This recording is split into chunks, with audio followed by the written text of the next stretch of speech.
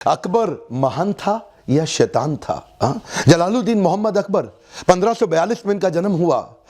ये हुमायूं के पुत्र थे, जहांगीर के पिता थे, तीसरे शासक, सबसे सफल शासक रहे पूरे मुगल एम्पायर इस सारे शासनकाल के दौरान। बचपन में इनके पिता इनके साथ नहीं रह पाए थे, माँ भी इनके साथ नहीं थी, जिसके कारण ये काफी कठिनाइयां महसूस करी, पर वो स्कार, वो दाग, वो धब्बे इनके जीवन में नहीं दिखाई पड़े। बड़े फियरलेस, पावरफुल, मिलिट्री एक्सपर्ट के एक वॉरियर के रूप में ये बड़े हुए। वैसे तो बचपन से ये अनपढ़ थे, लेकिन बड़ी लाइब्रेरी 24,000 किताबों की इन्होंने अपने पास रख रखी थी। इनका मानना था मुझको पढ़ना नहीं आता, कोई बात नहीं, मैं उस काम पे फोकस करूंगा जिस काम पे कोई फोकस नहीं कर पाता। पढ़ाने के लिए इन्होंने लोग अपने पास रखे जो रोज शाम को किताबें खोल खोल के इन्हें कई किताबें पढ़ाते रहे। लगभग 24,000 किताबें डाइवर्स सब्जेक्ट पे इन्होंने पढ़ डाली और अपने शासनकाल के दौरान सबसे ज्यादा विभिन्न हिस्सों को उन्होंने अलग अलग स्ट्रैटेजीज के साथ जीत के दिखाया। शुरुआत इन्होंने राजपूतों के राजस्थान आमेर से करी। आमेर के राजा को तो ये बिना लड़े ही जीत गए और बाद में तो आपको पता ही है, आमेर के राजा जो थे उसकी पुत्री जोधाबाई से इनका विवाह भी हो गया। मैट्रिमोनियल अलायंस बिल्ड करने में बड़े तेज थे। और आमेर जीतने के बाद जो आज का जयपुर है ना राजस्थान में, इनकी पूरी नजर राजस्थान और गुजरात पे थी, क्योंकि वो व्यापार मार्ग से राजस्थान गुजरात समुद्र से व्यापार मार्ग को बिल्ड करता था, इंटरनेशनल अलायंसेस इंपोर्ट और एक्सपोर्ट में। तो ये सोचे कि राजस्थान में सबसे महत्वपूर्ण चित्तौड़ है और सबसे पावरफुल भी।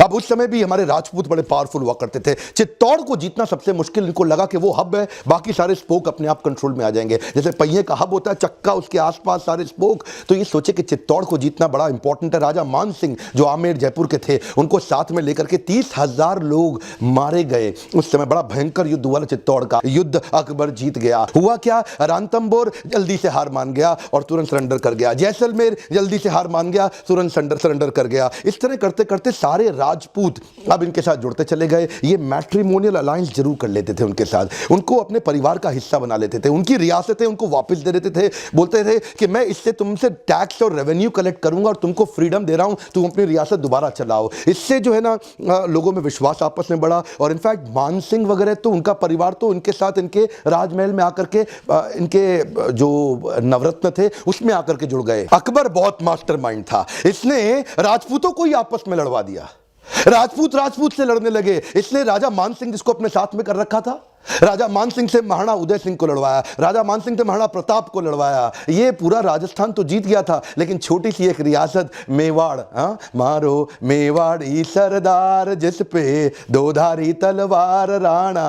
महाराणा प्रताप का वीडियो आपने देखा होगा। इसने भारत के उस समय के नॉर्थ वेस्ट सेक्शन को पूरा कंट्रोल में कर लिया। कश्मीर से काबुल से कांधार तक और उससे पहले का जो बलूचिस्तान पाकिस्तान का हिस्सा है, वो नॉर्थ वेस्ट सेक्शन को उसने बड़ा मजबूत बनाया। ये शुरू से जानता था जब भी अटैक होगा भारत पे, ये सेंट्रल एशिया से होगा। सेंट्रल एशिया समझते हैं ना, कजाकिस्तान, तुर्कमेनिस्तान, उज्बेकिस्तान, किर्गिस्तान, ये सब, अफगानिस्तान, यहीं से सारा अटैक आता है। देखते हैं आप, हमेशा पंजाब के लोग फियरफुल हैं, हरियाणा के लोग बड़े पावरफुल होते हैं। अब आप उस तरह पाकिस्तान में जाएं, लोग बड़े लड़ाकू होते हैं। उसका कारण है जो नॉर्थ वेस्ट है, हिंदुस्तान और पाकिस्तान का ऊपर का सारा सेक्शन, ये लोगों पे बार बार इन्वेजन हुआ, इन्हीं के ऊपर बार बार आक्रमण किए गए। साउथ की द्रविड़ स्टेट चारों, इन्हें पढ़ाई में अच्छी इसलिए इनको कोई तंग करने ही नहीं आया, इनके पास कोई पहुंचा ही नहीं। जब भी अटैक होते थे भारत पे, ऊपर से होते थे।